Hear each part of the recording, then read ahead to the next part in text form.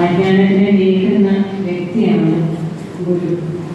ചട്ടമ്പി സ്വാമികളെ അത്തരത്തിലുള്ള ഒരു ഗുരുവായി മനസ്സിൽ പ്രണമിക്കുന്നു. ഈ വേദിയിലും സദസ്സിലും നോക്കിയിരിക്കുന്ന എല്ലാ മഹത് വ്യക്തികളും ചട്ടമ്പി സ്വാമികളെ വളരെ ആഴത്തിൽ പഠിക്കുക എന്ന് പറഞ്ഞാൽ ജീവിതത്തിൽ ഉൾക്കൊണ്ടിരിക്കുന്ന വ്യക്തികളാണ്.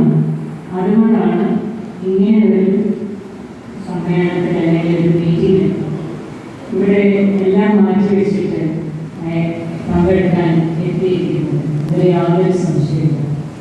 ഇങ്ങനെ ഒരു പരിപാടി സംഘടിപ്പിച്ചതിന് ഞാൻ ഏറെ ആദരിക്കുകയും സ്നേഹിക്കുകയും ചെയ്യുന്നു.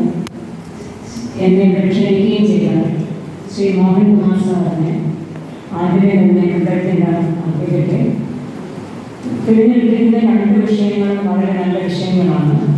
ഒന്ന്, വേദാധികാര നിരൂപണത്തെ കുറിച്ചിട്ടുള്ള അതിൻ്റെ പ്രഗത്ഭാവതരണം, അതുകൊണ്ട് പിന്നീട് ഉള്ള അവതരണം സ്വാമിജിക്ക് സ്ത്രീകളുടെ കാഴ്ചപ്പാട്, സ്വാമിജിയുടെ വീക്ഷണത്തിൽ എന്നാൽ സ്ത്രീയെ ശക്തീകരിക്കേണ്ടെന്നതിൻ്റെ ഒരു ആവശ്യമില്ല, സ്ത്രീ അംഗീകരിക്കേണ്ട ഒരു ആവശ്യമില്ല. രണ്ടും വളരെ പ്രസക്തമായ വിഷയം തന്നെയാണ്. ഒന്നിനെ പൂരകമാകുന്ന വിഷയങ്ങളും കൂടി തന്നെയാണ്. എന്തായാലും ഞാൻ അധികം സബ്ജക്റ്റിൽ നിന്ന് ഞാൻ മാറിപ്പോകുന്നില്ല. പക്ഷെ ചില കാര്യങ്ങൾ ഇവിടെ പറയാൻ വളരെയധികം ആഗ്രഹിക്കുന്നു. ഇപ്പം ഈ വേദാധികാര നിരൂപണം തന്നെ എടുത്തിരിക്കുന്നത് എന്തുകൊണ്ടാണ്? എനിക്ക് മുമ്പിൽ സംസാരിച്ച പ്രത്യേകിച്ച് ശ്രീ രാജരാജവർമ്മ സാർ വളരെ കൃത്യമായ ഒരു മെസ്സേജാണ് നമുക്ക് രാവിലെ തന്നത്. അതായത് നമ്മളിവിടെ നിൽക്കുകയാണ്, നമ്മൾ നിൽക്കുന്ന ആ മണ്ണ് ഒലിച്ചു പോയി കഴിഞ്ഞാൽ പിന്നെ ഇവിടെ നമുക്ക് നിലനിൽപ്പില്ല. അപ്പം ആദ്യം നാം ശ്രദ്ധിക്കേണ്ടത് ആ മണ്ണ് ഒലിച്ചു പോകാതിരിക്കാനാണ്. അതിൻ്റെ പ്രാധാന്യതയാണ് സാറ് രാവിലെ പറഞ്ഞത്. ഞാൻ ആരാണ്, എൻ്റെ ജീവിതത്തിൻ്റെ ലക്ഷ്യം എന്താണ്, അപ്പം ഞാൻ ആരാണെന്നും എൻ്റെ ജീവിതത്തിൻ്റെ ലക്ഷ്യം എന്താണ്, ഞാൻ ഉൾപ്പെടുന്ന സമൂഹത്തിൻ്റെ ലക്ഷ്യം എന്താണ്, ഈ രീതിയിൽ ചിന്തിക്കാനും ആ അറിവിനെ നമ്മുടെ ജീവിതത്തിൽ പകർത്താനും മറ്റുള്ളവരോട് അത്തരത്തിലുള്ളൊരു സഹവർത്തിത്വം ഉണ്ടാകുമ്പോഴാണ് നമ്മുടെ ജീവിതം ഏറ്റവും സാംസ്കാരികമായി മാറുന്നത്. അത്തരത്തിലുള്ള സാംസ്കാരികമായ അടിത്തറ ചോർന്നു പോയാൽ സമൂഹം ശിഥിലമാകും, ഇല്ലാതെയാകും. ഇത് തന്നെയാണ് ഭാരതീയ സംസ്കാരം നമ്മളെ പഠിപ്പിക്കുന്നത്. മഹാന്മാരായിട്ടുള്ള ശ്രീരാമകൃഷ്ണ പരമഹംസരാകട്ടെ, അല്ലെങ്കിൽ ശാരദാദേവി ആകട്ടെ, സ്വാമി വിവേകാനന്ദനാകട്ടെ, പൂജനീയ ചട്ടമ്പി സ്വാമികളാകട്ടെ, നമ്മളെ എന്നും ഓർമ്മിപ്പിച്ചു കൊണ്ടിരിക്കുന്നത് ഇത് തന്നെയാണ്.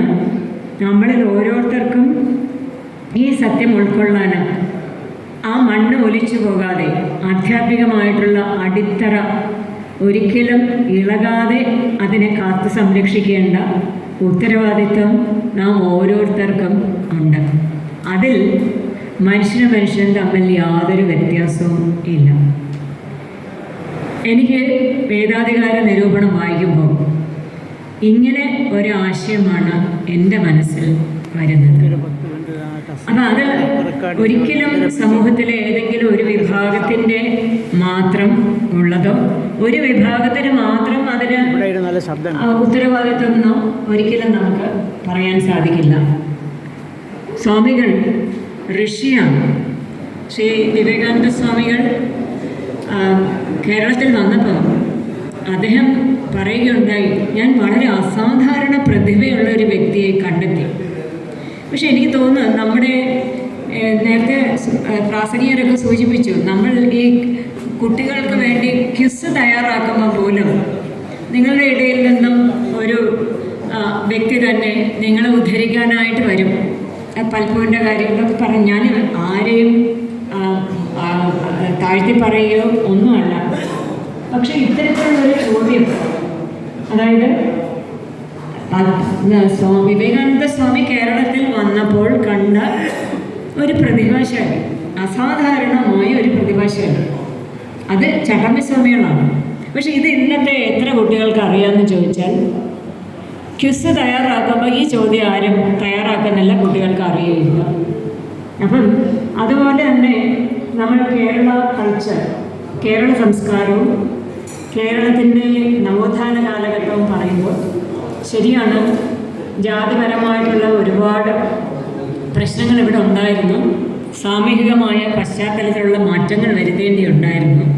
അപ്പോൾ സാമൂഹികമായിട്ടും അല്ലെങ്കിൽ സോഷ്യോ പൊളിറ്റിക്കോ എക്കണോമിക് ഈ രീതിയിലുള്ള ഒരുപാട് പരിവർത്തനങ്ങൾ വന്നതായിട്ട് അക്കാഡമിക് കമ്മ്യൂണിറ്റി മുഴുവൻ അത് ഉദ്ഘോഷിക്കുകയാണ്, അത് പറഞ്ഞു കൊടുക്കുകയാണ്. പക്ഷെ ഇതിന് അടിത്തറ പകരുന്ന ഒരു കാര്യമുണ്ട്. അത് ഈ പറയുന്നത് പോലെ വേദാന്തമാണ്, അല്ലെങ്കിൽ പ്രാക്ടിക്കൽ വേദാന്തമാണ്. അതിന് ഏറ്റവും കോൺട്രിബ്യൂഷൻ നൽകി അതിലൂടെയുള്ള ആ സാംസ്കാരികമായിട്ടുള്ള താത്വികപരമായിട്ടുള്ള ഒരു വളരെ ആഴത്തിലുള്ള അതിലധിഷ്ഠിതമായിട്ടുള്ള ഒരു പരിവർത്തനം, സാമൂഹികമായിട്ടുള്ള ഒരു പരിവർത്തനം, അത് മാത്രമേ എന്നും നിലനിൽക്കുള്ളൂ. അല്ലാതെ ഉള്ളത് വെറും പുറമേ ഉള്ളതാണ്. പുറമേ കുടം കമത്തി വെള്ളം ഒഴിക്കുന്ന പോലെയാണ്, അത് ഒഴുകി. പക്ഷെ സ്വാമികൾ നൽകിയത് അങ്ങനല്ല, അത്രയ്ക്ക് ആഴത്തിലുള്ളതാണ് ആ സന്ദേശം. അത് പലപ്പോഴും വേണ്ടുന്ന രീതിയിൽ പ്രാധാന്യം കൊടുക്കുന്നില്ല. ഇത് പക്ഷേ നമ്മൾ പലപ്പോഴും വളരെ എഫേർട്ട് എടുക്കേണ്ടി വരുന്നു ഇത്തരത്തിലുള്ള പാഠ്യപദ്ധതികളൊക്കെ തയ്യാറാക്കുമ്പോൾ. തീർച്ചയായിട്ടും ചട്ടമ്പിസ്വാമികളെ പോലെയുള്ളവർ നൽകിയ ആ അടിത്തറ എന്താണ്, അതാണ് ഇന്നും കേരള സംസ്കാരത്തിനെ, കേരള സമൂഹത്തിനെ പിടിച്ചു നിർത്തിക്കൊണ്ടിരിക്കുന്നത്. അപ്പം കാരണം സ്വാമിജിയെ ഞാൻ സാധാരണ ഒരു ഫിലോസഫർ എന്നുള്ള രീതിയിലല്ല കാണാൻ. ഒരു ഫിലോസഫർ എന്ന് പറയുമ്പോൾ താത്വിക ചിന്തയിൽ നിൽക്കുന്ന ഒരാൾക്ക്, വളരെ റാഷണലായിട്ടുള്ള യുക്തിയുക്തപരമായി ചിന്തിക്കുന്ന ഒരു വ്യക്തിയായിരിക്കാം. സ്വാമിജിക്ക് യുക്തിയുക്തപരമായ ഒരു ചിന്തയുണ്ട്. പക്ഷെ നമ്മുടെ ഭാരതീയ സംസ്കാരം അല്ലെങ്കിൽ ഭാരതീയ തത്വചിന്ത എന്ന് പറയുന്നത് കേവലം യുക്തി കൊണ്ട് മാത്രം അല്ലെങ്കിൽ വെറുതെ പുസ്തകങ്ങൾ പഠിച്ചതുകൊണ്ട് മാത്രം കിട്ടുന്നതല്ല. ദർശനമാണ് ഭാരതീയ തത്വചിന്ത. ആ ദർശനം എന്ന് പറയുമ്പോൾ അവിടെ നേരിട്ടുള്ള അനുഭൂതിയാണ്. ആ നേരിട്ടുള്ള അനുഭൂതി സ്വാമിയെ പോലെ ബ്രഹ്മജ്ഞാനികളായിട്ടുള്ളവർക്ക് മാത്രം കിട്ടുന്നതാണ്. അപ്പോൾ അവിടെ ആ ബ്രഹ്മജ്ഞാനം കിട്ടിയ അറിവാണ് അദ്ദേഹത്തിന് ഉണ്ടായിട്ടുള്ളത്. അദ്ദേഹം തൻ്റെ കൃതികളിലൂടെ പറയാനും അല്ലെങ്കിൽ എഴുതുവാനും അദ്ദേഹത്തിന് സാധിച്ചത്. അപ്പം അവിടെ അതുകൊണ്ട് തന്നെയാണ് ഋഷി എന്ന വാക്ക് സ്വാമികൾക്ക് ഏറ്റവും കൂടുതൽ അന്വർത്ഥമാകുന്നത്. കാരണം ആരാണ് ഋഷി? മന്ത്രദ്രഷ്ടാക്കളാണ് ഋഷി. ഇവിടെ ശരീരം എന്ന് പറയുന്ന വേറൊരു ഉപാധി മാത്രമാണ്.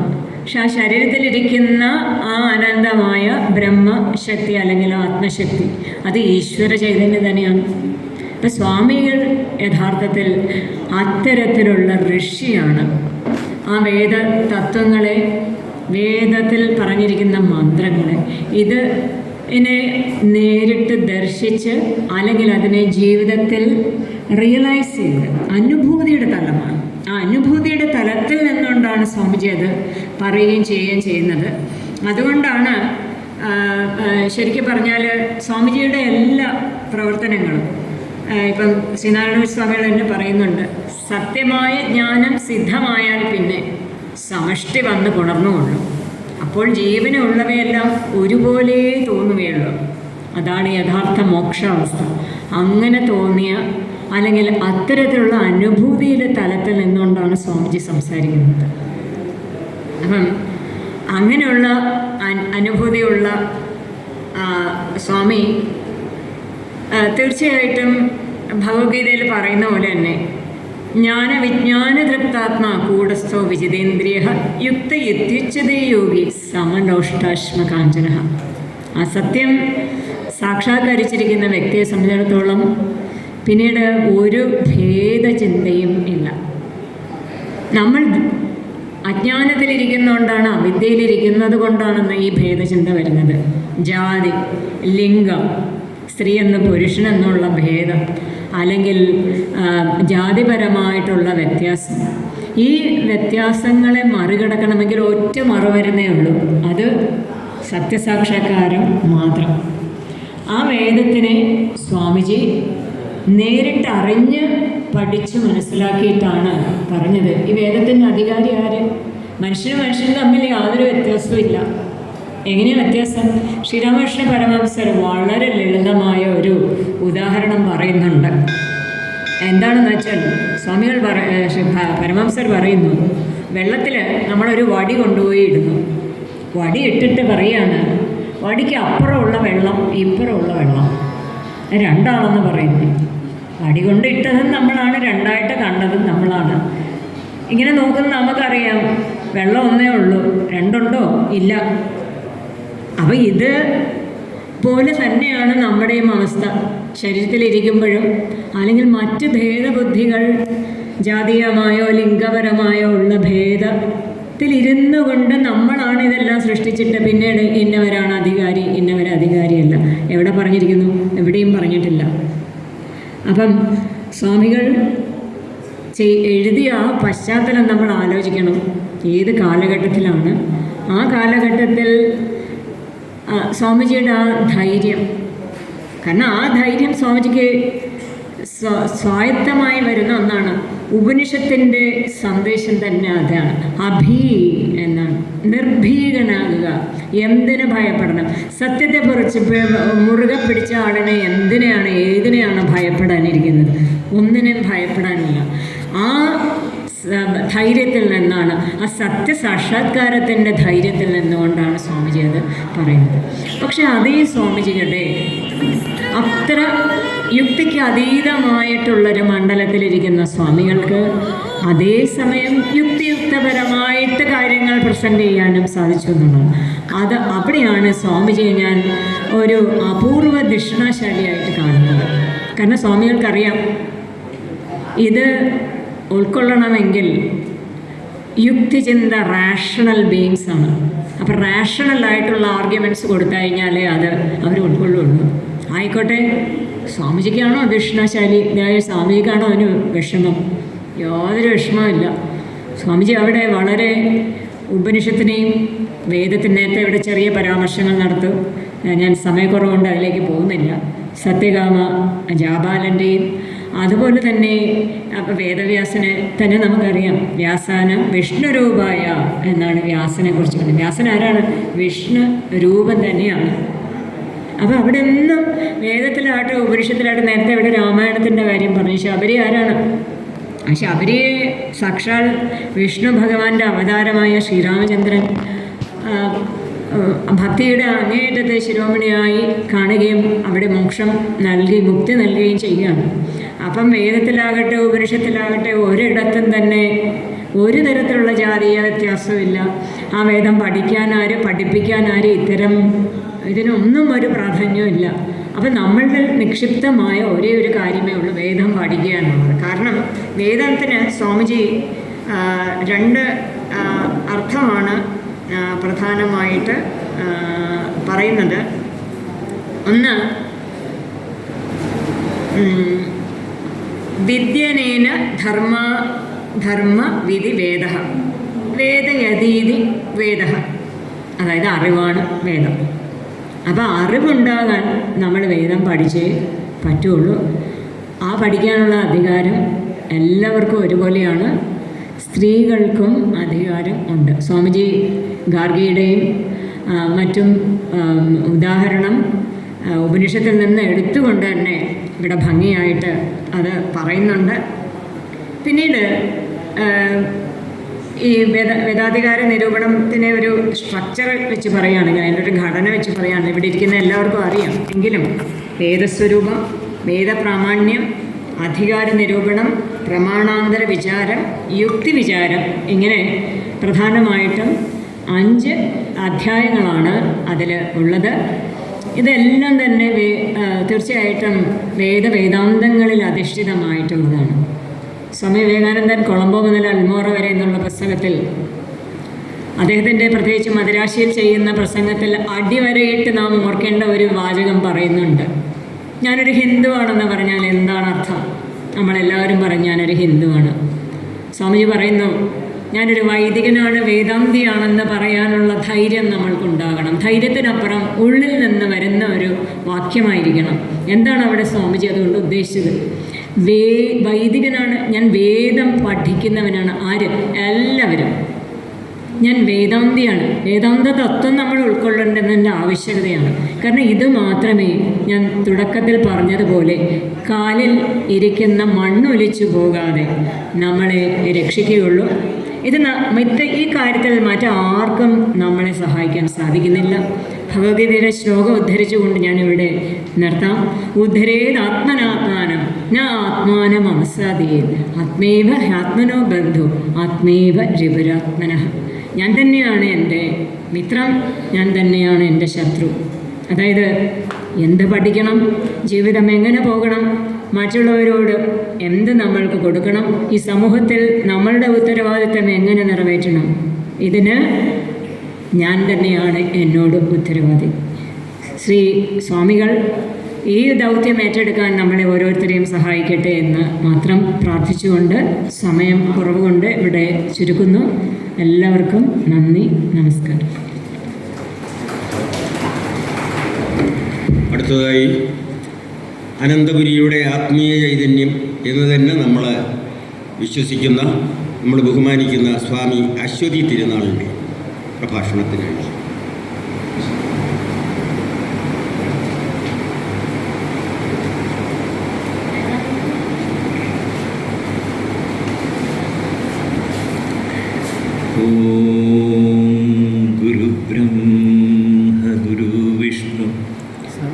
ഗുരുദേവോ മഹേശ്വര ഗുരു സാക്ഷാത് പരം ബ്രഹ്മ തസ്മൈ ശ്രീ ഗുരവേ നമഃ. ഏറ്റവും ബഹുമാനായ വേദിയിലിരിക്കുന്ന പ്രാസംഗികരെ, വേദിയിലിരിക്കുന്ന മഹത്തുക്കളെ, ഒരു സദ്യയിൽ പപ്പടം വിളമ്പാൻ വന്നവനാണ് ഞാൻ. ആധികാരികമായ പ്രബന്ധങ്ങളൊന്നും അവതരിപ്പിക്കാനുള്ള യാതൊരു കഴിവും പരിചയവും ഇല്ല. അതുകൊണ്ട് എൻ്റെ പ്രിയപ്പെട്ട ശിഷ്യൻ മുഹമ്മദ് ഞാൻ പ്രബന്ധം അവതരിപ്പിക്കുമെന്ന് പറഞ്ഞത് പ്രസംഗം എന്ന് പറഞ്ഞതിനായിട്ട് മാത്രം എടുത്താൽ മതി. ഒരുപക്ഷെ കേരളം ഏതെങ്കിലും ഒരു വ്യക്തിയോട് അങ്ങേയറ്റം നിഷേധവും അവഗണനയും ചെയ്തിട്ടുണ്ടെങ്കിൽ അത് ചട്ടമ്പി സ്വാമി എന്ന് പറയുന്ന ഗുരുവിനോടാണ്. ഞാൻ കോയമ്പത്തൂർ അവിടുത്തെ ഒരു നായർ സമാജം, അത് NSSയുടെ ഡയറക്ടറായിട്ട് കണക്റ്റ് ആണെന്ന് എനിക്കറിയില്ല, വലിയൊരു സമാജമാണ്. അവിടെ ചട്ടമ്പി സ്വാമിയുടെ ജന്മദിനാഘോഷത്തിൽ മുഖ്യാതിഥിയായിട്ട് എന്നെ വിളിച്ചിരുന്നു. അപ്പം ഞാൻ ഇപ്പോൾ ഒരു 100-300 പേരുണ്ട് ഹാളിൽ, വലിയ ഹാള്, ഉച്ചയ്ക്ക് സദ്യ, അങ്ങനെയാണ്. അപ്പം ഞാൻ എൻ്റെ കൂടെ ഇരുന്ന അതിൻ്റെ സെക്രട്ടറി പറഞ്ഞു, എന്തായാലും ഈ കോയമ്പത്തൂര് ഇത്ര വലിയൊരു സമ്മേളനം ചട്ടമ്പി സ്വാമിയെക്കുറിച്ച് അതിനെ അടിസ്ഥാനമാക്കി നടത്തുന്നതിൽ നിങ്ങൾ വിജയിച്ചു, അതൊരു വലിയ കാര്യമാണ് എന്ന് ഞാൻ പറഞ്ഞു. അപ്പോൾ അദ്ദേഹം എന്നോട് ചോദിച്ചു, സ്വാമി ഒരു കഥ കേൾക്കണോ? ഞാൻ ചോദിച്ചു, എന്താണ്? ഇങ്ങനെ ചട്ടമ്പി സ്വാമിയുടെ ജന്മദിനം ആഘോഷിക്കണമെന്ന് പറഞ്ഞ് ഞങ്ങൾ NSSൻ്റെ തന്നെ എക്സിക്യൂട്ടീവ് കമ്മിറ്റി കൂടിയപ്പോൾ ഈ തീരുമാനമെടുക്കാൻ വേണ്ടി പ്രമേയം അവതരിപ്പിച്ചു.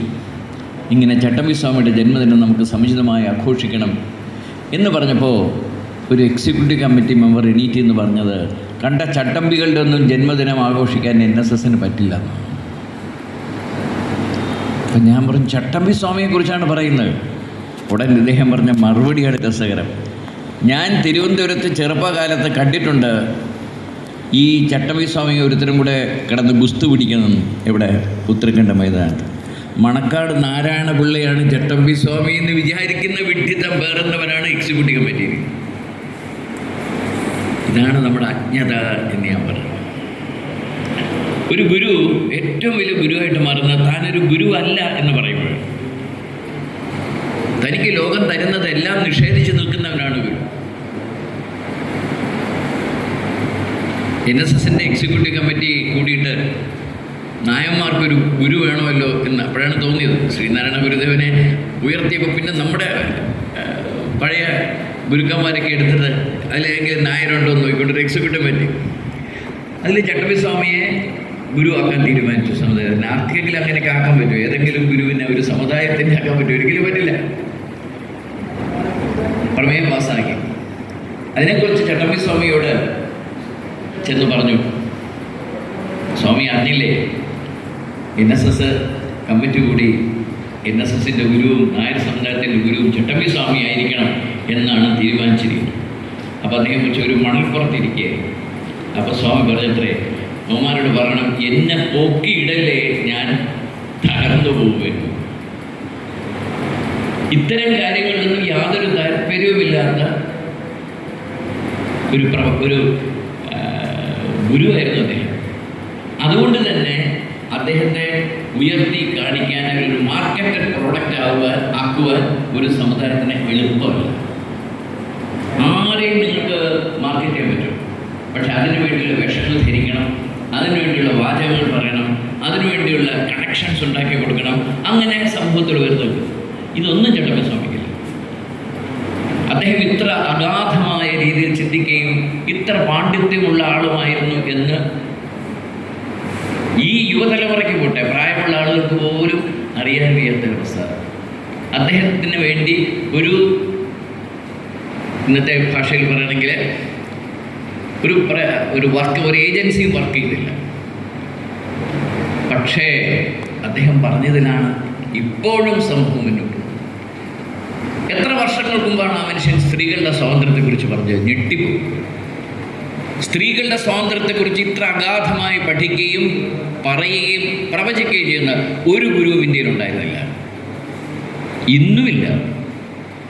ഇന്നും സ്ത്രീ എന്തോ മറ്റൊരു ഗ്രഹത്തിൽ നിന്ന് കഷ്ടകാലത്തിന് ഭൂമിയിൽ വന്ന അവളെ നമ്മൾ സംരക്ഷിക്കുകയൊക്കെ വേണം. നമ്മൾ വീട്ടിലെ പശുവിനെ സംരക്ഷിക്കുമല്ലോ, അതുപോലെ സംരക്ഷിക്കണം. പക്ഷെ ഒരിക്കലും അവർ നമ്മുടെ തുല്യരല്ല എന്ന് വിശ്വസിക്കുന്ന സമൂഹമാണ്. ഞാൻ ഏകലവ്യ ആശ്രമത്തിൻ്റെ ഹെഡാണ്. ഞങ്ങളുടെ എല്ലാ ആശ്രമങ്ങളിലും സ്ത്രീകളാണ് മഠാധിപതികൾ. അവരാണ് ക്ഷേത്രങ്ങളിൽ പൂജിക്കുന്നത്. ഏതാണ്ട് 50 വർഷമായിട്ട് സ്ത്രീകൾ ക്ഷേത്രത്തിൽ പൂജിക്കുന്ന അമ്പലങ്ങളെ ഞങ്ങളുടെ ഉള്ളൂ. ഇങ്ങനെ സ്ത്രീകൾക്ക് പ്രാധാന്യം കൊടുത്ത് ക്ഷേത്രത്തിൽ പൂജയ്ക്ക് കയറിയപ്പോൾ എൻ്റെ കൂടെ ഉണ്ടായിരുന്ന ബ്രഹ്മചാരികളെല്ലാം ഓടിപ്പോയി.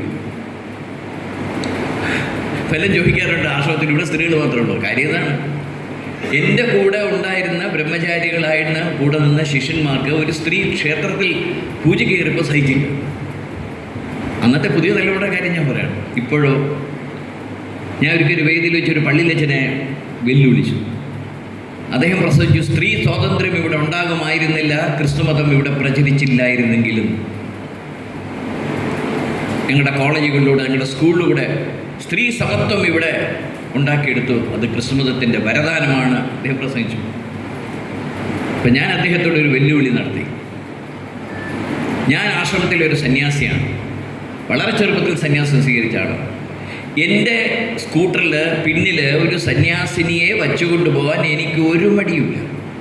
എത്രയോ വർഷം നിങ്ങൾ ഏതെങ്കിലും ഒരു കന്യാസ്ത്രീയെ പിറകെ വെച്ച് റോഡിൽ കൂടെ പോകും, അതിനുള്ള ധൈര്യം നിങ്ങൾക്കുണ്ട്.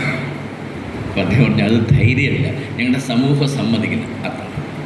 സ്ത്രീക്ക് ആദരണീയമായ കുറേ വചനങ്ങൾ കൊണ്ട് അവളെ ആഭരണങ്ങൾ അണിയിച്ച് ഒതുക്കി നിർത്തും, അവളെ ശ്രീകോവിലിരുത്തും. അവൾ ഒരിക്കലും പുരുഷന് തുല്യമല്ല എന്ന് അവളുടെ സബ് കോൺഷ്യസ് മൈൻഡിൽ പറഞ്ഞുകൊണ്ടേയിരിക്കും സമൂഹം. ഇട്ടിയമ്മ ചാടിയാൽ കൊട്ടിയമ്പലം വരെ, കേട്ടിട്ടില്ലേ? അതിനപ്പുറത്തേക്ക് സ്ത്രീ പോകരുത്. വിശുദ്ധ ഖുർആൻ വായിച്ച് 4 ചുവരുകൾക്കുള്ളിൽ പുറത്തു പോകാൻ പാടില്ല സ്ത്രീ. ഞങ്ങളുടെ ആശ്രമത്തിൽ വളർന്നൊരു പെൺകുട്ടി നന്നായിട്ട് വിശുദ്ധ ഖുർആൻ വായിക്കും. അപ്പോൾ ഞങ്ങൾ ഓൾ ഇന്ത്യ റേഡിയോ ലെറ്ററൊക്കെ അയച്ചിട്ട് അവിടെ ഖുർആൻ പാരായണം സ്ത്രീകളെ കൊണ്ട് നടത്തി. ഞാൻ ആ കുട്ടി പോയി പാരായണം നടത്തി. അവർ ടെലികാസ്റ്റ് ചെയ്തു, അത് പ്രക്ഷേപണം ചെയ്തു. ഭയങ്കര എതിർപ്പുണ്ടായി. സ്ത്രീകളുടെ ശബ്ദം 4 ചുവരുകൾക്ക് അപ്പുറം പോകുന്നില്ല. പ്രായോഗികമായ സ്ത്രീ അമ്മയാണ്, ദൈവമാണ്, മറ്റാണ്, മറിച്ചാണ് നമ്മൾ പറയും. പക്ഷേ അതിൻ്റെ യഥാർത്ഥ രൂപത്തിൽ സ്ത്രീയെ സുഹൃത്തായി അംഗീകരിക്കാനുള്ള മനസ്സ് നമ്മുടെ സമൂഹത്തിൽ ഇന്നും വന്നിട്ടില്ല. ഇന്നും ഇപ്പോഴല്ലേ സംവരണത്തിൽ സ്ത്രീകൾക്ക് സ്ഥാനം ജനാധിപത്യത്തിൽ കൊടുക്കണം എന്ന് പറഞ്ഞ് അപ്പോൾ ചട്ടമ്പി സ്വാമിയാൻ 100 വർഷങ്ങൾക്ക് മുമ്പ് ഇങ്ങനെയൊക്കെ പറഞ്ഞു. അതാണ് ഞാൻ പറയുന്നത്, സ്ത്രീകളുടെ സ്വാതന്ത്ര്യത്തിനുണ്ട് ഇത്രയധികം ആഴത്തിൽ ചിന്തിച്ച ഒരു ഗുരു അന്ന് കാലത്തെന്നല്ല ഒരു കാലത്തും ഉണ്ടായിട്ടില്ല. അതുകൊണ്ടാണ് ചട്ടമ്പി സ്വാമിയെ നമ്മൾ പ്രൊജക്റ്റ് ചെയ്യുന്ന വിഷയത്തിൽ പ്രൊജക്റ്റ് ചെയ്യുന്നില്ല ഞാൻ പറഞ്ഞു. ഇന്ന് സ്ത്രീ സ്വാതന്ത്ര്യത്തെ പറ്റി ഒരുപാട് പേര് സംസാരിക്കും. ആ സ്വാതന്ത്ര്യത്തെ ഒരുപാട് ദുരുപയോഗപ്പെടുത്തുന്ന സ്ത്രീകളുണ്ട്, ഇല്ലെന്ന് ഞാൻ പറയുന്നില്ല. എപ്പോഴെങ്കിലും ഒരു ചട്ടമ്പി കാണുമല്ലോ ഏത് കൂട്ടത്തിലും. അതുകൊണ്ട് പുരുഷൻ ചെയ്യുന്ന എല്ലാ വൃത്തികേടുകളും ചെയ്താൽ പുരുഷനെ പോലെ സ്വതന്ത്രമാകുമെന്ന് വിശ്വസിക്കുന്ന കുറച്ച് ആളുകളുണ്ട്.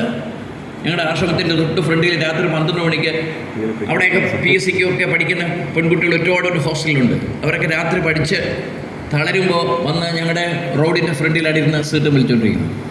കാരണം പുരുഷന് സെറ്റ് വലിക്കാം, എനിക്ക് വലിക്കാം, പുരുഷൻ മദ്യപിക്കും, അവിടെ എനിക്ക് വലിക്കാം. Why should all the boys have the fun എന്ന് ചോദിക്കുന്ന ചോദ്യം പരസ്യങ്ങളിൽ കൂടെ. ഈ വൃത്തികേടുകൾ പുരുഷന്മാർക്ക് മാത്രമേ പാടുള്ളൂ, ഞങ്ങൾക്ക് കൂടെ പാടില്ലേ? ആ പുരുഷന്മാർ കാണിക്കുന്ന വൃത്തികേടുകളെ അനുകരിച്ചുകൊണ്ട് ഒരു സ്ത്രീക്ക് സ്വാതന്ത്ര്യം കിട്ടാൻ പോകുന്നില്ല. പുരുഷന്മാരോടൊപ്പം എല്ലാത്തിലും വളരണം. പണ്ട് M. കൃഷ്ണനായ സാർ അദ്ദേഹത്തിൻ്റെ ക്ലാസ്സിൽ ഒരു ചോദ്യം ചോദിച്ചു, സ്ത്രീകൾക്കിടയിൽ ഒരു വ്യാസനുണ്ടോ? എന്നെ പഠിപ്പിച്ച അദ്ദേഹം. ഒരു വ്യാസനുണ്ടോ? ഇല്ല. ആൽബർട്ട് ഐൻസ്റ്റീൻ ഉണ്ടോ? ഇല്ല. എന്തുകൊണ്ട്? എന്ന് തൊട്ട് സ്ത്രീകൾക്ക് വിദ്യാഭ്യാസം കൊടുത്തു തുടങ്ങി, എന്ന് തൊട്ട് അവളെ ഒരു എഞ്ചിനീയറും ഡോക്ടറും ആക്കി. വിദ്യാഭ്യാസം വന്നതിന് ശേഷം പോലും അവൾക്ക് പറഞ്ഞിരുന്നത് നഴ്സിംഗാണ്. പല തരത്തിലും ഒരാളെ അടച്ചിട്ടിട്ട് എന്തുകൊണ്ട് നിങ്ങൾ സ്വാതന്ത്ര്യത്തിലേക്ക് വരുന്നില്ല എന്ന് പറഞ്ഞാൽ അതൊരിക്കലും അവർക്ക് കടന്നു വരാൻ പറ്റില്ല. അവിടെയാണ് നമ്മുടെ ചട്ടമ്പി സ്വാമി ഒരു തീജ്വാലയായിട്ട് നിൽക്കുന്നത്. നമ്മൾ ആ തീജ്വാല ഊതി കത്തിച്ചില്ല എന്ന് പറയുന്നത് നമ്മുടെ വിവരക്കേടാണ്. അതുപോലെ ശൂദ്രന് ഒരിക്കലും വേദം പാടില്ല. ഇവിടെ പ്രബന്ധങ്ങളൊക്കെ മഹാന്മാരത് പറഞ്ഞു. നിങ്ങളൊരു ശ്ലോകം കേട്ടിട്ടില്ലേ? ശൂദ്രൻ വേദം കേട്ട കാതിൽ ഈയമുരുക്കി ഒഴിക്കണം. അതിനെക്കുറിച്ച് മനോഹരമായൊരു ഇൻ്റർപ്രിട്ടേഷൻ ഞാൻ കണ്ടു. നമ്മൾ ചിന്തിച്ചാൽ മനസ്സിലാവും ഈയം എന്തിനാണ് ഉരുക്കുന്നത്. പണ്ട് നമ്മുടെയൊക്കെ വീട്ടിൽ പാത്രങ്ങൾ ഈയം പൂശാനുണ്ടോ എന്ന് ചോദിച്ചുകൊണ്ട് വരുന്ന ഒരാളുണ്ടായിരുന്നു. എൻ്റെ വീട്ടിലും വരുമോ. അപ്പോൾ പാത്രങ്ങളൊക്കെ ഇട്ട് വെളിയിട്ട് കൊടുക്കും. ഈയം ഒരുക്കി അതിലൊട്ടിക്കും. അപ്പോൾ ദ്വാരങ്ങളെല്ലാം അടയും. അപ്പോൾ അതിനകത്ത് വെള്ളം ഒഴിച്ചാൽ അത് പോവില്ല.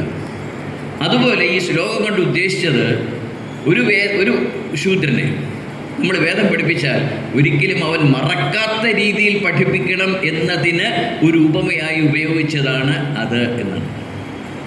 അല്ലാതെ നിങ്ങൾ എവിടെയെങ്കിലും കേട്ടിട്ടുണ്ടോ ശൂദ്രന്മാരെ നിരത്തിയിരുത്തിട്ട് എല്ലാത്തിൻ്റെയും കാതിൽ ഈയം ഉരുക്കി ഒഴിച്ചൊരു കഥ? അങ്ങനെ കഥയേ ഇല്ല. നമ്മുടെ വേദങ്ങളെക്കുറിച്ച് നമ്മൾ സംസാരിക്കാൻ നമ്മൾ ഏറ്റവും അധികം ശ്രദ്ധിക്കേണ്ട ഒരു കഥാപാത്രം വ്യാസനല്ലേ? അദ്ദേഹം ഇല്ലായിരുന്നെങ്കിൽ ഈ ഭാരത സംസ്കാരം ഉണ്ടാകുമായിരുന്നു. വാൽമീകി ഇല്ലെങ്കിൽ ഉണ്ടാകുമായിരുന്നു. വാൽമീകി ഭംഗി എന്ന് പറയുന്ന പറയ സമ്മതത്തിൽ ജനിച്ച ആളാണ് രത്നാകരൻ. വ്യാസൻ ജനിച്ചത് മുക്കുവനായിട്ടാണ്. നാരദൻ ജനിച്ചത് ചണ്ടാളനായിട്ടാണ്. ശ്രീഷൻ ജനിച്ചത് യാദവനായിട്ടാണ്. എവിടെ ചെന്നാലും ബോർഡുകൾ മുഴുവൻ താണജാതിക്കാരുത്. ഇന്ന് നമ്മൾ പറയുന്ന ആളുകളുടെ ബോർഡേ ഉള്ളൂ. ശ്രീകൃഷ്ണൻ്റെ മകനായ സാമ്പനെ ദുര്യോധൻ്റെ മകൾക്ക് കല്യാണം ആലോചിച്ചപ്പോൾ എന്താണ് പറഞ്ഞത്? കൊട്ടാരമായിട്ട് ചില ബന്ധങ്ങളെ കൊണ്ട് ശരി തന്നെ, പക്ഷെ അവൻ താണജാതിക്കാരനാണ്, അതുകൊണ്ട് കല്യാണം കഴിക്കാൻ പറ്റില്ല എന്നാണ്. എന്തുകൊണ്ട് ജരാസന്ധൻ ശ്രീകൃഷ്ണൻ യുദ്ധം ചെയ്തില്ല? അവൻ ക്ഷത്രിയനല്ല. അപ്പോൾ ഏറ്റവും കൂടുതൽ ജാതി ഭ്രഷ്ടിന് ഇരയായ ആളാണ് ശ്രീകൃഷ്ണൻ. ആ ശ്രീകൃഷ്ണൻ്റെ ഗുരുവായൂർ ക്ഷേത്രത്തിൽ താണജാതിക്കാർ കയറാൻ പാടില്ല എന്ന് എഴുതി വെച്ചാൽ ഒരിക്കലും പാടില്ലാത്ത യുക്തി വരും. രാമായണം മേൽജാതിക്കാർ മാത്രമേ വായിക്കുക. നിങ്ങൾ എഴുതിയ ആൾ പോലും ഭംഗി പറയ ജാതിയിലാണ്. തോട്ടിമാരെന്ന് പറയുന്ന വർഗ്ഗമാണ് അവർ. അപ്പോൾ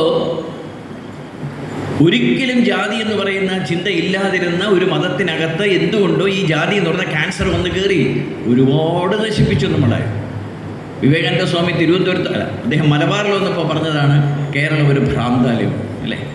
അത് ഏറ്റവും കൂടുതൽ പറയുന്നത് ആരാണെന്നറിയോ? എടുത്തെടുത്ത് വീണ്ടും മലയാളികൾ തന്നെ. നോർത്ത് ഇന്ത്യയിൽ ആർക്കും അറിഞ്ഞൂടാ. വിവേകാനന്ദ സ്വാമി ഇങ്ങനെ പറഞ്ഞു. മലയാളികൾ ഏത് വേദിയിലും കയറി പറയും കേരളം ഒരു ഭ്രാന്താലയമാണ് വിവേകാനന്ദ സ്വാമി പറഞ്ഞു. എന്താ നോർത്ത് ഇന്ത്യയിൽ മതഭ്രാന്ത് ഇല്ലായിരുന്നു? നോർത്ത് ഇന്ത്യയിൽ മതഭ്രാന്ത് ഉണ്ടായിട്ട് മേൽജാതിക്കാരും കീഴ്ജാതിക്കാരും തമ്മിൽ യുദ്ധം ചെയ്ത് 100 കണക്കിന് ആളെ കൊന്നിട്ടുണ്ട്. ശൈവന്മാരും വൈഷ്ണവന്മാരും ഏറ്റുമുട്ടി എത്ര പേര് മരിച്ചു. കേരളത്തിൽ അങ്ങനെ താഴെ ജാതിക്കാരും മേൽ ജാതിക്കാരും യുദ്ധം ചെയ്തിട്ടൊന്നുമില്ല. ബ്രാഹ്മണർ ശൂദ്രന്മാരെ കാണാതിരിക്കാൻ വേണ്ടി കൂവി വിളിച്ചുകൊണ്ട് തീ വെട്ടി പോകുമ്പോൾ ഓടുമായിരുന്നു. അത് നമ്പൂരിപ്പാടിൻ്റെ വീട്ടിൽ നിന്ന് വെള്ളം പോലും കൊടുക്കില്ലായിരുന്നു. അത്തരത്തിലൊരു ജാതി വ്യവസ്ഥ. എല്ലാ ജാതിയിലും പറയരും പുലയരും അതിലും മേൽജാതിക്കാരുണ്ട്. രാജവന്നാകന്മാരാണെങ്കിൽ വേറെ ഒരു ജാതിക്കാരനെ ആ നാട്ടിൽ കയറില്ല. ആ ഒരു വൃത്തികെട്ട തേമൽ പോലെ ശരീരത്തിലുണ്ടായിരുന്നു എന്നേ ഉള്ളൂ. പക്ഷേ വിവേകാനന്ദ സ്വാമി ഇതൊരു ഭ്രാന്താലയമാണെന്ന് പറഞ്ഞപ്പോൾ ഏറ്റവും കൈയടിച്ചത് മലയാളികളാണ്. ഇന്നും കൈയടിക്കുന്ന മലയാളികൾ. അതിനെക്കുറിച്ച് ചട്ടമ്പി സ്വാമി പറഞ്ഞൊരു കമൻറ്റ് എന്താണെന്നറിയാം? ഒട്ടും പ്രസിദ്ധി കിട്ടിയിട്ടില്ലാത്തൊരു കമൻറ്റാണ്. എന്നോടിത് പറഞ്ഞത് എൻ്റെ അച്ഛൻ ഗോവിന്ദൻകുട്ടി നായരാണ്. അദ്ദേഹത്തിൻ്റെ ഒരു മേറക്കായിരുന്ന ആളാണ്. അദ്ദേഹത്തിൻ്റെ അമ്മാവനാണ് ടി കെ വലിപ്പിള്ള എന്ന് പറയുന്ന സ്റ്റേറ്റ് മാനുവൽ എഴുതിയ അദ്ദേഹം. അദ്ദേഹത്തിൻ്റെ അമ്മാവനാണ് നന്ദ്യാരൂട്ടിൽ പരമേശ്വരപിള്ള എന്ന് പറയുന്ന അറിയപ്പെടുന്ന ഒരു എഴുത്തുകാരൻ കൂടിയാണ്. അദ്ദേഹം head of the department of Sanskrit ആയിരുന്നു മദ്രാസിൽ. വിവേകാനന്ദ സ്വാമി മദ്രാസിൽ ചെന്നപ്പോൾ അദ്ദേഹത്തിൻ്റെ കുതിര കെട്ടിയ വണ്ടിയിൽ കുതിര മാറ്റിയിട്ട് കുറേ ചെറുപ്പക്കാർ വലിച്ച കൂട്ടത്തിലൊരു ചെറുപ്പക്കാരാണ്. അദ്ദേഹവുമായിട്ട് സംസ്കൃതത്തിൽ സംസാരിക്കാൻ വേണ്ടി ചട്ടമ്പി സ്വാമി ശ്രീനാരായണ ഗുരുദേവനും എപ്പോഴും തമ്പാനൂരിൽ ഇപ്പോഴുള്ള ആ വീട്ടിൽ ചെല്ലുമായിരുന്നു, നന്ദ്യാർ വീട്ടിൽ. അതിന് ആ മുത്തശ്ശൻ ടി കെ വേലിപ്പിളോട് പറഞ്ഞത് എൻ്റെ അച്ഛൻ പറഞ്ഞാണ് ഞാൻ അന്ന് എഴുതിയത്. കേരളം തീരെ ആർട്ടിക്കിൾ എഴുതി. അതിന് ഒറ്റോട് പ്രശ്നമുണ്ട്. അവർ ഞങ്ങളിതുവരെ കേട്ടില്ല. കേരളം ഒരു ഭ്രാന്താലയം എന്ന് പറഞ്ഞപ്പോൾ ചട്ടമ്പി സ്വാമിയുടെ ടിപ്പിക്കൽ റിമാർക്ക് ഇതായിരുന്നു: എന്താ സ്വാമി ചികിത്സയ്ക്കാണ് കേരളത്തിലേക്ക് വന്നത്. അതാണ് അദ്ദേഹത്തിൻ്റെ ആ മലയാളി എന്ന് പറയുന്നൊരു ബോധം. മലയാളികളെല്ലാം ഭ്രാന്തന്മാരാണ് പറഞ്ഞത് അദ്ദേഹത്തിനോട് ഇഷ്ടപ്പെട്ടില്ല. സ്വാമി ചികിത്സയ്ക്കാണ് ഇവിടെ വന്നത്. അത് അദ്ദേഹത്തിൻ്റെ ആ ഒരു സെൻസ് നമ്മൾ മനസ്സിലാക്കണം. അതുപോലെ പലരും വിചാരിച്ചിരിക്കുന്നത് ഈ ചട്ടമ്പി സ്വാമി ശ്രീനാരായണ ഗുരുദേവർക്ക് ഭയങ്കര സീരിയസ് ആയിട്ടുള്ള ഗുരുക്കന്മാരാണ്. അങ്ങനെയല്ല. ഞങ്ങളുടെ തറവാട്ടിൽ ഞങ്ങൾക്ക് അമ്മൂമ്മമാർ പറഞ്ഞറിയാം, കളിക്കൂട്ടുകാരെ പോലെ ആയിരുന്നു അവർ. ചെറിയ ചെറിയ തമാശയൊക്കെ പറഞ്ഞ് പൊട്ടിച്ചിരിക്കുകയായിരുന്നു. എൻ്റെ ഒരു അമ്മൂമ്മ പറഞ്ഞ എനിക്ക് അവരോട് അടുക്കളയിൽ എനിക്കല്ല എൻ്റെ അമ്മൂമ്മയോട് വന്നത് അടുക്കളയിൽ പപ്പടം ചുടുമ്പോൾ ഈ ശ്രീനാരായണനും ചട്ടമ്പി സ്വാമി രഹസ്യമായിട്ട് പപ്പടം മോഷ്ടിച്ചുകൊണ്ട് പോയിട്ട് മാവിൻ്റെ രണ്ടും തിന്നിരിക്കും. കൊച്ചു കുട്ടികളെ പോലെയാണ് അവർ പലപ്പോഴും പെരുമാറിക്കുന്നത്. പക്ഷെ അഗാധമായ സാഗരമായിരുന്നില്ല രണ്ടുപേരും.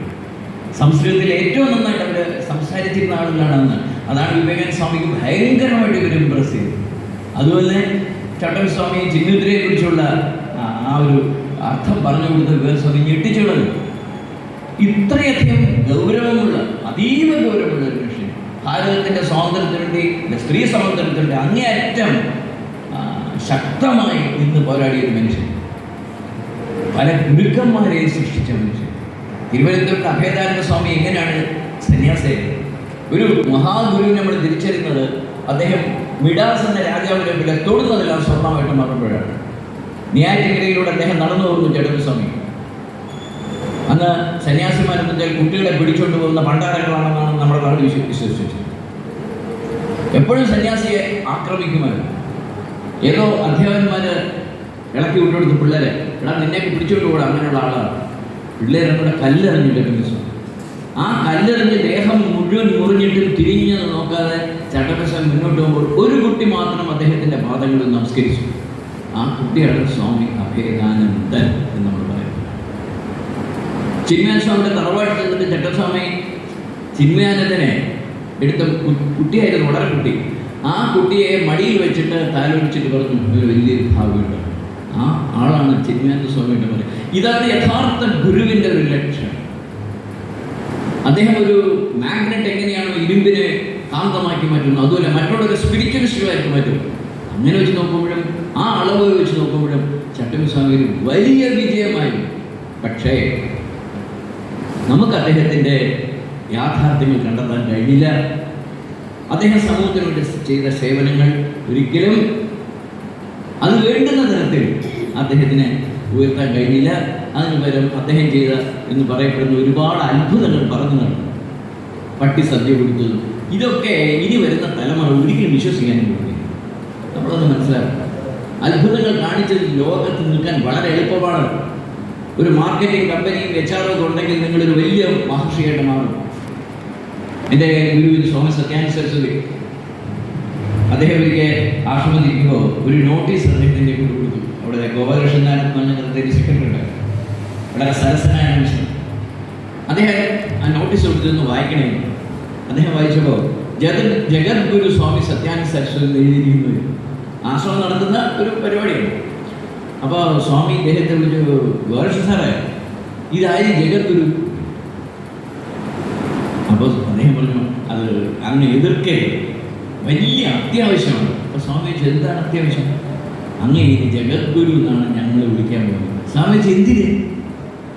അപ്പോൾ അദ്ദേഹം പറഞ്ഞ മറുപടി, അങ്ങ് ജഗദ്ഗുരു ആയാലേ ഇവിടെ ചിലർക്ക് ദേശീയ ഗുരുവും ചിലർക്ക് സംസ്ഥാന ഗുരുവും ചിലർക്ക് ജില്ലാ ഗുരുവും ഒക്കെ ആകാൻ പറ്റും.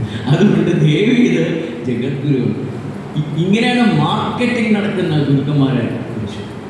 ഇത് ഒരു മാർക്കറ്റിംഗും വേണ്ട. എത്ര സുനാമി വന്നാലും വിവേകാനന്ദ പാറ ഉയർന്ന് തന്നെ നിൽക്കും. എത്ര കാലം കഴിഞ്ഞാലും ഒരു പക്ഷേ ഈ ഒരു കാലം വരുമായിരിക്കും ചട്ടമ്പിസ്വാമിയുടെ ഗുണഗണങ്ങളെല്ലാം തിരിച്ചറിയും, അദ്ദേഹത്തിൻ്റെ അറിവിൻ്റെ നിലവറ തുറക്കുന്നതുമായൊരു കാലം. അന്ന് അദ്ദേഹം പറഞ്ഞ കാര്യങ്ങളിൽ ലോകം മുഴുവൻ കൊണ്ടാടുന്ന യുവതലമുറ ജനിക്കുമായിരിക്കും. ആ യുവതലമുറ ജനിക്കുന്നതിന് വേണ്ടിയുള്ള ജാതകം നോക്കുന്ന ഒന്നായിട്ട് ഈ സെമിനാർ മാറട്ടെ. ഇത്ര ഗൗരവമായൊരു സെമിനാർ ഇത് സംഘടിപ്പിക്കുന്നതിൽ മോഹൻമോഹനും ജ്യോതിന്ദ്രും ഒക്കെ ശ്രമിച്ചു എന്ന് പറയുന്നത് തീർച്ചയായിട്ടും വലിയൊരു കാര്യമാണ്. ഇതിന് പപ്പടം വിളമ്പാൻ വേണ്ടി എന്നെ വിളിച്ച നിങ്ങൾക്ക് എല്ലാവരുടെ മുമ്പിൽ എൻ്റെ ആദരവുകൾ. നമസ്കാരം.